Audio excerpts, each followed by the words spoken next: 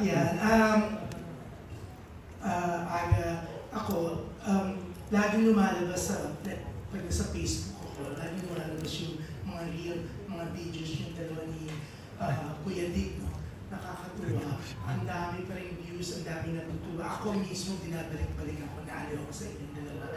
And at least, I'm so happy na meron na kayong the first family kasi mas may bago na ako papanood.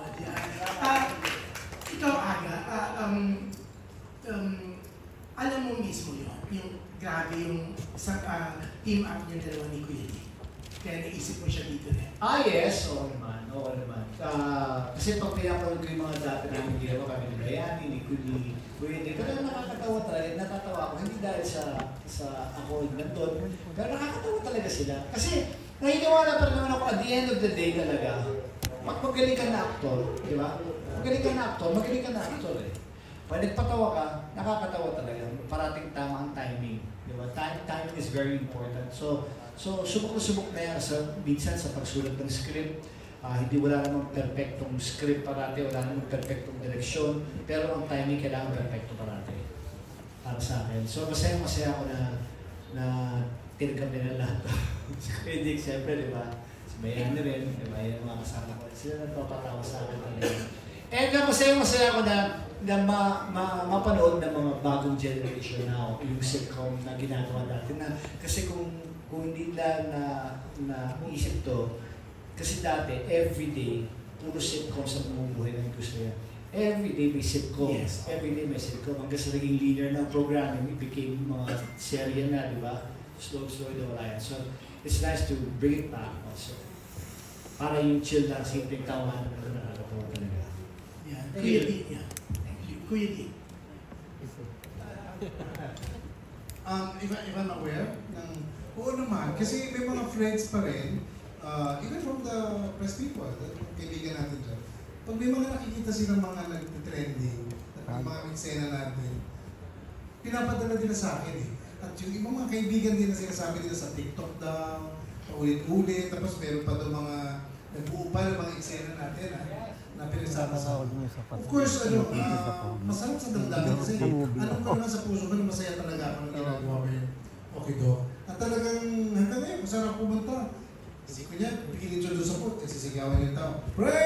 So, nandoon pa rin yung tandem namin ni Aga. Pero gusto ko rin i-attribute talaga yun. Lagi ko sinasabi. Kasi ginagawa ko rin naman sa iba yun eh. Diba? May mga ibang projects na ganun-ganun na nire-request nila na o sana ganun din yung parang kay Aga. But, naging effective, I guess yun. Naging effective yung sa amin ni Aga. Kasi siguro nga yung personalidad at karakter ni Aga rin, ina-attribute ko rin doon. Kasi pag si Aga, wala kami ano eh. Lahat nagagawa ko eh. Yung walang boundaries eh. Walang arte eh. Hindi conscious, in other words, pre, lalaki ka, di ba? Yun ang ibig sabihin na, wala eh. Wala akong babae dyan. Oo, di ba? Wala akong chick babes, di ba? Eh tayo mga lalaki, hindi tayo conscious eh. Di ba? Pag lalaki pala ka conscious eh. Hindi nga pag-isip.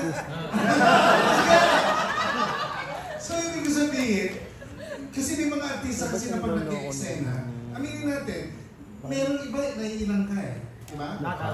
Pag ako na ilang naman, very sensitive actor. Maramdaman ko yung kapartner ko na medyo merong arte ng content. Hindi ako bibigyan. Wala tayo. Yun eh. So sa akin talaga, yung ginawa kami ng binibigay ni Direk, ay iba pa eh. Dumadagdag pa. To the point na nagagalit sila. Tawa na, kanta! Kasi nahahabaan pa namin. Bahala na sa editing yung gano'n. So ako talaga, parang sabi ko, yung drama gano'n na pre, tapos yung gano'n na karakter na. Para talagang naging effective yun. Sabi niya, I won't forget na napunta kami sa... Sino mo sa po? Chichismis ka. Kasama ka naman, sinatay yung karakter ko eh. Di ba tuwag-tuwa ako doon, ma-share ko lang, nagpunta tayo sa Canada. Yes. Di ba boses pa lang natin yung nilalabas sa mic? Nagpapatsaka rin yung tao. So, sabi ko, marami to. Tapos si Aga, kasi yan eh. Yun nga si Aga, walang kaate-ate. Unahin ka na, ihuli ka namin. Ganito mga ganyan. Kaya Aga, wala siya pa magsasabi. Hindi, si Kuya Dick muna. Isang inaano ng tao. Si Kuya Dick. Sa ibang artista kasi hindi mo nararamdaman yun eh. Laging gusto ng artista siya yung ako yung finale, ako yung gano'n. Sa amin wala eh. That's why yung success ng Okidog, sabi ko, sana ulit yun. Kasi iba talaga yung feeling working with the family. Ngayon pa, extended family. Pili ko lalakas ako sa inyo si Kevin Walker. Diba? Oo, siya ang dadalhin ito eh. Nakikita ko ha. Pag bumagsak to dahil sa'yo na eh. Alam mo na. Thank you, Julia. Thank you sa question. Pero in fairness, nakaka-miss kayo, no? Lalo na yung mga artista katulad niya. Talagang very important yung entertainment press, the media. Si Kuya Dick nga kanina, talagang umikot talaga siya, bumati siya. O, nagsigurado siya na tatanungin namin siya. Pero, hindi, pero yan, nakakatuwa, nakaka-miss kayo, di ba? O kasi nagbago na yung mga bagong artista ngayon eh. Pero si Atasha and Andres, they're always grateful then thankful sa press. Napaka-PR nila. Manang-mana si Shirley and Aga. Diba? Hindi ko na kayo tatanungin kung stage parents kayo. Kasi ang alam ko, and sigurado ko, the way you talk about Atasha and Andres, pagkasama namin kayo pag nagkukwentuhan, the way na very thankful kayo nung nagkukwento, Shirley, halos maiyak ka. Yung kinukwento ko yung mga Pinoy sa Madrid na nakilala ko na nagkukwento kung gano'ng kabait ang anak mo na hindi piling, di ba? Nakita, halos umiyak ka. So si Atasha and Andres na tatanong ko, Shirley and Aga, they're very proud sa inyo. Proud parents sila. Pero kayo, anong tingin nyo? Stage parents din ba sila? Or talagang proud parents na? I'll speak for the both of us na kasi para sa amin, our parents, we don't see them as stage parents necessarily. We just see them talaga as, you know, our parents, the people we spend our time with, our loved ones, we see every day, the ones that we miss, you know, our home. And so, di naman sila stage parents, but we just see them talaga as just our loved ones, you know, the ones that we look up to, we appreciate, and syempre naman, idolize. And to add to that also, they're never controlling they will always just guide us with everything. And they will never try to tell us, oh, what we did here was wrong in this, let's say, sequence. It's never about the work, it's always about your morals and what kind of person you are. So I wouldn't say stage parents, but just actual, true to life, very responsible and very kind, warm-hearted parents. Ako maiyak si Shirley. Parang feeling ko birthday today. Thank you, Thank you, Drew. Ang ganda ng sinabi nila. Uy, pero Atasha, 1 year ka na sa shoot. Pangako mo sa aking drawing. Yes! Ang galing niya kasi mag-drawing eh, di ba? May nagsabi sa akin ng collector na, nako, one day, magiging milyones yung halaga ng mga drawing ni Atasha.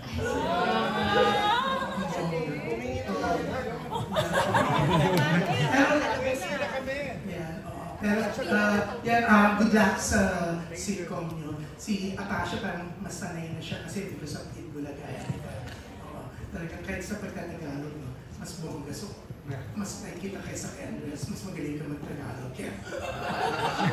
Hindi, joke lang. Pero, bago ko bigay sa iba, Shirley, medyo nakukonfuse lang kami.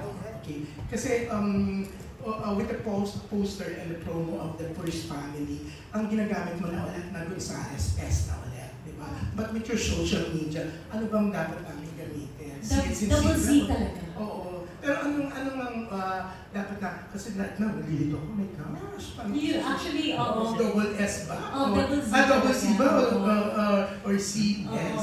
Kasi minsan nagkakamali, but really my correct spelling of Gonzales is double Z. So, mas gusto mo yun? Double Z talaga. So, ako yan, dapat palitan. Siyempre nakakalian naman magsabi na, ay, paki-correct naman yung pangalan ko, pero double Z talaga. So, papalitan na ng TV pa. I think nagawa naman nila yung corrections. Okay. Kasi ang nakita ko yung S. Yes. So, Sabi ko, pinilit na Ang naman. galing ng observation mo, June, ha? Hindi kasi nagtalo kami ng isang writer ko tungkol dyan. Pinadala niya pa sa akin yung spelling ng Gonzales na nanay mo sa old movie. Yes. Sabi niya, etong ano, tsaka ito yung mga poster dati. Yes. Sabi ko, hindi, ang ginagamit niya, C as in zebra. Yes. So, Tama. yun ang official. Yes, official is double Z. At syempre, feeling ko official din na ang The First Family, ang magiging first family ngayon ng Philippine television. So, congratulations and good luck, Aga, Charlene, Atasha, Andres, Kuya Dick, and the rest of the cast, di ba? Bayani yan. Baka mag-react ka, hindi ko yan. Pero dati totoo yun, galing siya sa production. Dati sa Katok Mga Mises, di ba? In-interview pa ako. Siya yung nag-assist, naglalagay ng mic ko. Oo. Di ba? Pero ang bongga ni Yani, di ba? Ano ba? Creative director, creative head? Creative consultant. Consultant. Pero congrats, Direk Danny. Nakakatuwa, Aga nakakatuwa, yung mga dati na nakasama mo, up to now, binigyan mo ulit sila ng trabaho. Gusto mo sila makasama sa trabaho. Nakakahappy like sila Randy, sila Direk Danny Caparas, di ba? Marami nagsasabi, showbiz is ungrateful, but it's not true. Depende po sa tao. But with Aga Mula, masasabi natin, it's really, yung nangunguna pa rin yung utang na loob, yung pakikisama. And with that, thank you.